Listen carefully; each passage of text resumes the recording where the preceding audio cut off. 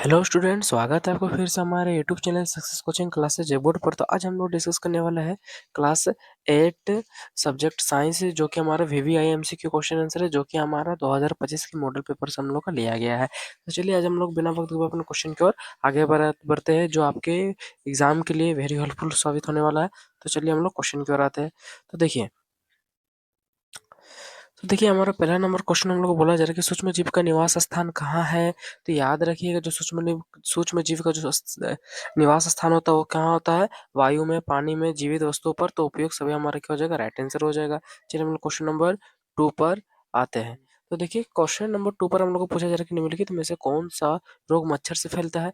तो याद रखिएगा, बहुत ही इजी क्वेश्चन है। क्या हो जाएगा हमारा right answer? Option number D, malaria हमारा क्या हो जाएगा?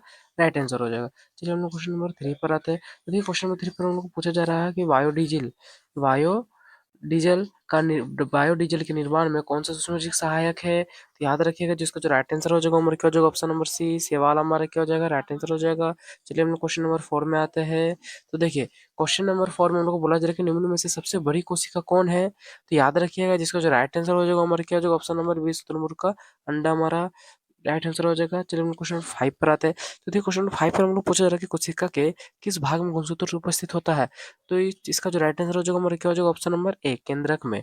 ठीक है, चलिए हम लोग क्वेश्चन नंबर 6 में आते हैं। तो देखिए क्वेश्चन नंबर 6 में हम लोग को पूछा जा रहा है कि किस धातु की भौतिक अवस्था द्रव्य रूप में होता है। तो इसका जो राइट आंसर हो जाएगा हमारा क्या हो जाएगा? ऑप्शन नंबर सी, पारा हमारा क्या हो जाएगा? राइट आंसर हो जाएगा। चलिए हम लोग क्वेश्चन क्वेश्चन नंबर 7 पर आते हैं। तो देखिए क्वेश्चन नंबर हम लोग को 7 पे पूछा जा रहा है कि एक्सरे करने हेतु किस धातु का उपयोग किया जाता है। तो याद रखिएगा, लेड हमारा क्या हो जाएगा? राइट आंसर हो जाएगा। चलिए हम लोग क्वेश्चन नंबर 8 पर आते हैं। देखिए क्वेश्चन नंबर 8 में हम लोग को बोला जा रहा है कि झारखंड के जादूगोड़ा में किस धातु की प्रचुरित विद्यमान है। तो याद रखिएगा, जिसका जो राइट आंसर हो जाएगा क्या हो जाएगा? ऑप्शन नंबर सी, यूरेनियम हमारा राइट आंसर हो जाएगा। चलिए हम लोग क्वेश्चन नंबर 9 पर आते हैं। तो देखिए क्वेश्चन नंबर 9 पे हम लोग को बोला जा रहा है कि धातुओं का वह गुण जिसमें उन्हें पीट कर चादर बनाई जा सकती है। तो क्या हो जाएगा हमारा आंसर? कि इसका राइट आंसर जो हमारा हो जाएगा क्या हो जाएगा? आघात वर्धनीयता। राइट, ऑप्शन नंबर सी हमारा क्या हो जाएगा? राइट आंसर हो जाएगा। चलिए हम लोग क्वेश्चन नंबर 10 पर आते हैं। देखिए क्वेश्चन नंबर 10 पर हम लोग को पूछा जा रहा है कि इनमें से उष्मा की सबसे कम चालक धातु कौन सी है।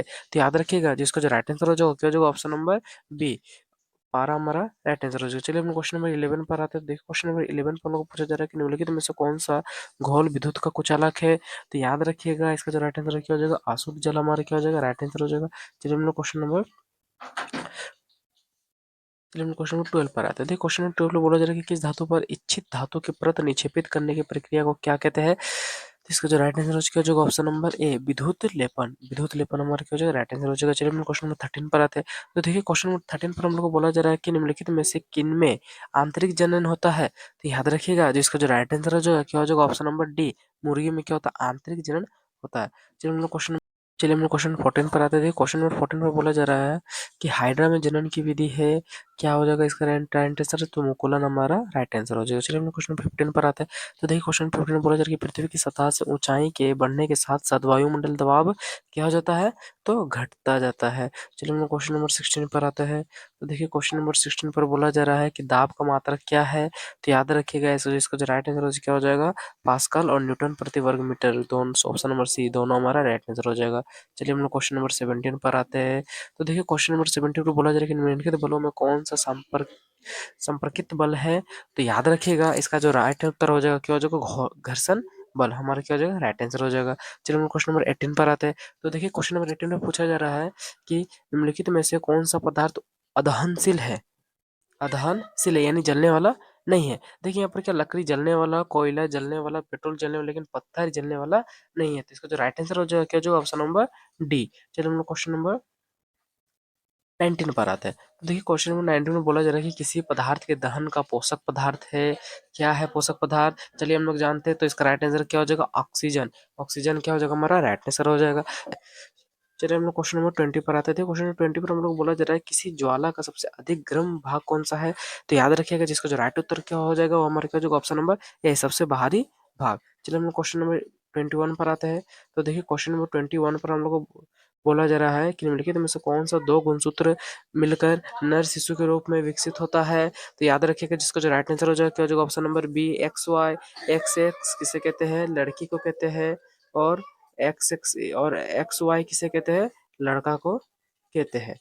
क्या है, एक्स एक्स लड़के का गुणसूत्र है और एक्स वाई लड़का का गुणसूत्र है, इसको याद रखिएगा, वेरी वेरी इंपॉर्टेंट क्वेश्चन है। चलिए हम लोग क्वेश्चन नंबर 22 पर आते हैं। तो देखिए क्वेश्चन नंबर 22 पर हम लोग को बोला जा रहा है कि विश्व एड्स दिवस कब मनाया जाता है। तो याद रखिएगा ऑप्शन नंबर सी 1 दिसंबर हमारा क्या हो जाएगा, राइट आंसर हो जाएगा। चलिए हम लोग क्वेश्चन नंबर 23 पर आते हैं। तो चलिए हम लोग क्वेश्चन 23 को देखते हैं क्या है। क्वेश्चन नंबर 23 में पूछा जा रहा है कि स्त्रियों में होने वाले मासिक स्राव के सामान्य अवधि क्या है। तो याद रखिएगा इसका जो राइट आंसर क्या हो जाएगा, 28 दिन क्या हो जाएगा, जो सामान्य अवधि है तो क्या है 28 दिन। चलिए हम लोग क्वेश्चन नंबर 24 पर आते हैं। तो देखिए क्वेश्चन नंबर 24 पर हम लोग को बोला जा रहा है कि समतल दर्पण से बना प्रतिबिंब होता है, क्या होता है सर, आभासी होता है, वास्तविक होता है, धुंधला होता है, इनमें से कोई नहीं। तो इसका जो राइट आंसर हो जाएगा क्या हो जाएगा, ऑप्शन नंबर ए आभासी क्या हो जाएगा, ऑप्शन नंबर ए हमारा राइट आंसर हो जाएगा। चलिए हम लोग क्वेश्चन नंबर 25 पर आते हैं। तो देखिए क्वेश्चन नंबर 25 पर हम लोग को बोला जा रहा है कि वह यंत्र जो दृष्टि रेखा पर नहीं रहने वाले वस्तुओं को भी दिखा जा सकता है।